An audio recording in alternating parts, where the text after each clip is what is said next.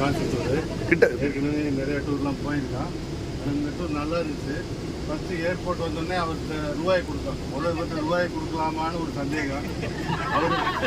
அவர் யாருன்னே தெரியாது. அவர் நின்னார், நல்லா ஒயிட் போட்டு நல்லா நின்னார், ஒயிட் ஷர்ட் போட்டு நின்னார். இவர் அசிஸ்டண்டா இல்லை ஒரு ஓனரா எதுவுமே தெரியாது. ஏன்னா போர்டில் பேசுகிறதோடு சரி, ஒரு டைம் பேசுகிறதோடு சரி. சரி வந்தோடனே ரூபாயை கொடுத்து அவர் உடனே செக்இன் போங்கன்னாரு. சரி செக்இன் போயிட்டு வந்து உட்காந்தேன். அவரும் பேசலை, நானும் பேசலை. கடைசியில் 7:30 மணி வரைக்கும் டீயும் தரல. ஏர்போர்ட்லேருந்து ஏன்னா சாயங்காலம் 6 மணி 7 மணிக்கு ஒரு டீயாச்சும் வேணும். ஒரு டீயும் கொடுக்கல. ஏன்னா அவர் எதை பண்ணது பண்ணுறேன்னு போட்டிருந்தாரு. உதவியுமே காணுமே. டீயே 8:30 மணிக்கு கொடுக்குறாருன்னு பார்த்தா. ஆனால் போக போக நல்லா பண்ணார், நல்லா செஞ்சார். ஆனால் இவருதே ப்ரோப்ரைட்டரு, இவருதே ஆர்கனைசரு, இவருதே சப்ளையரு, இவருதே ஆட்டோ பேசுகிறவர்.